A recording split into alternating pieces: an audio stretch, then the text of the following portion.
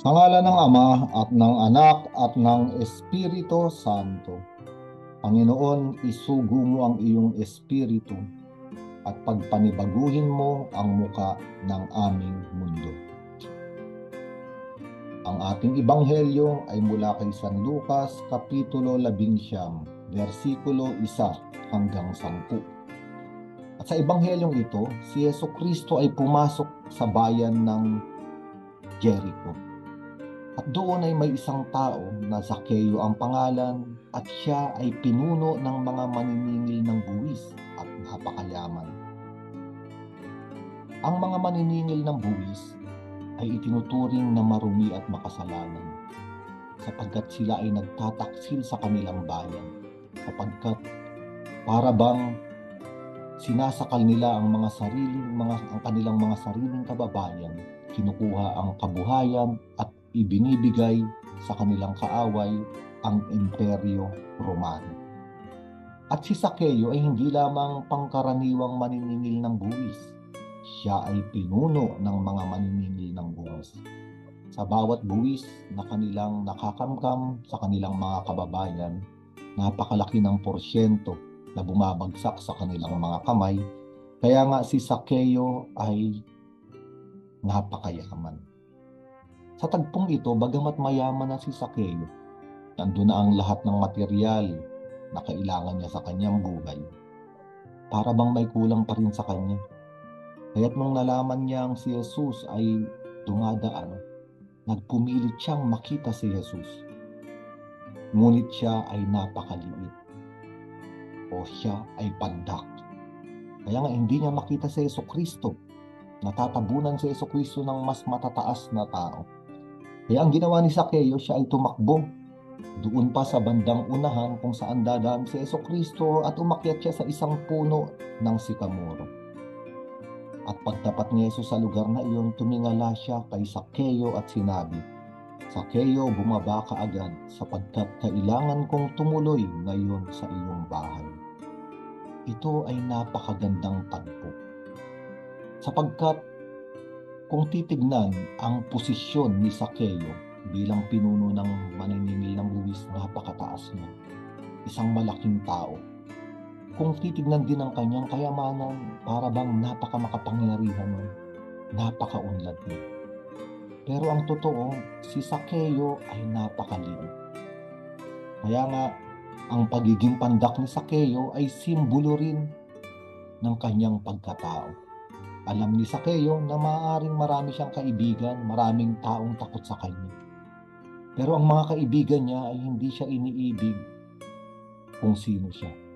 Iniibig siya ng mga kaibigan niya, sinasamahan siya sa mga kasiyahan, minamahal siya dahil sa kung ano ang mayroon siya. Mayroon siyang kayamanan. At yung mga tao naman na takot sa kanya, namamanginoon sa kanya, ay sapagkat kinakatakutan siya sapagkat malaki ang koneksyon niya sa Imperyo Romano. So, kung titignan natin bandang huli, wala naman talagang totoong umiibig sa kanya. Wala naman totoong rumirespeto sa kanya. Ang lahat ay takot sa kanya. Kaya nga maaaring pagtalikod ni Zakeo kung ano-anong masasakit na salita ang sinasabi ng tao. Kaya si Zakeo, maliit ang tingin niya sa kanyang sarili. Hindi lamang maliit ang kanyang sukat, siya ay pandak, kundi maliit ang tingin niya sa kanyang sarili sapagkat napakaliit ng tingin ng mga tao sa kanya. At ang pagdurusang ito ay pagdurusan ni Zakeo sa buong buhay. Hindi ito kayang gamutin, takpan o itago ng napakarami niyang kayamanan o ng napakataas niyang posisyon. May kulang kay Zakeo. Kailangan niya ng totoong magmamahal sa kanya. Kaya nga ang tagpong ito, noong pumanik siya sa sikomoro at pagdaan doon ni Jesucristo, tumingala si Jesus kay Zakeo. Ito yung unang pagkakataon sa buhay ni Zakeo na may taong tumingala sa kanya. Anong ibig sabihin ng tumingala? May taong rumispeto sa kanya. May taong mataas ang tingin sa kanya. Sa buong buhay niya, siya ay ibinababa. Mababa ang tingin ng mga tao sa kanya. Siya ay niyuyurakan, palihim. Siya ay hinuhusgahan. Siya ay sinasabing marumi. At siya ay makasalanan. Ngunit nung dumaan si Jesucristo, tanging si Jesucristo lamang ang tumingala kay Sakeo. Tumingin sa kanya. Kaya nga, noong pumunta si Jesucristo sa bahay ni Sakeo, nangako si Sakeo na ipapamigay ko na po sa mga mahihirap ang kalahati ng aking kayamanan. At kung ako may nadayang sinuman, isasauli ko ito sa kanya ng makaapat na beses. Ang tawag dito ay pagbabalik loob, pagbabago ng buhay. Dahil nakatagpo ni Sakeo ang ating Panginoong Jesucristo na hindi siya hinatulan, hindi mababa ang tingin sa kanya. Ngunit siya ay inibig at siya ay pinuntahan sa kanyang tahanan.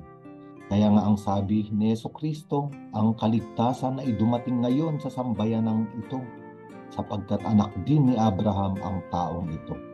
Ang anak ng tao ay naparito upang hanapin at iligtas ang naligaw.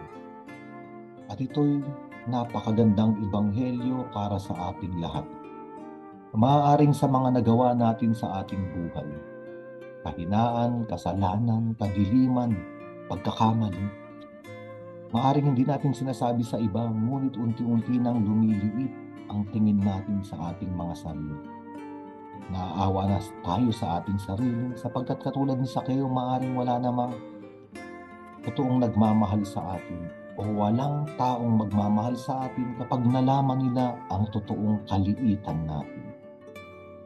Ngunit ngayong araw na ito, dumaraan si Jesus at siya ay tumitingala. Ang ibig sabihin, hindi maliit at mababa ang tingin sa atin ni Jesus.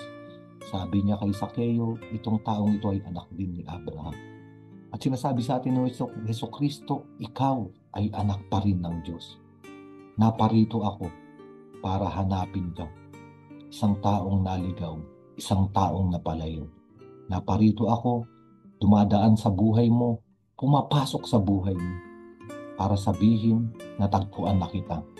Ang nawawalang tupa ay natagpuan ko na. At sabi sa Ebanghelyo ni San Lucas sa Kabanata 15, sa tuwing may isang naliligaw o nagkakasala na nagbalik loob sa Panginoon, napakaligaya ng kalangitan. At sa tagpong ito, noong matagpuan ni Jesucristo si Sakeo, ang kaligayahan ng langit ay mababakas sa kaligayahan ng ating Panginoon. Kaya nga ngayong araw na ito, dumadaan si Jesus sa ating buhay. At tayo ay inaanyayahan na tumigil na sa napakababang tingin natin sa ating sarili. Sapagkat tayo ay tinitingala ng Panginoon at sinasabi sa atin, karapat-dapat ka sa pag-ibig ng Diyos. Karapat-dapat ka sa tahanan ng aking Ama sa langit. Magbalik loob, humingi ng kapatawaran, katulad ng tupa, papasanin tayo ng ating Panginoon at dadalhin sa pagbabalik loob sa tahanan ng kanyang Ama. Sa ngalan ng Ama at ng Anak at ng Espiritu Santo.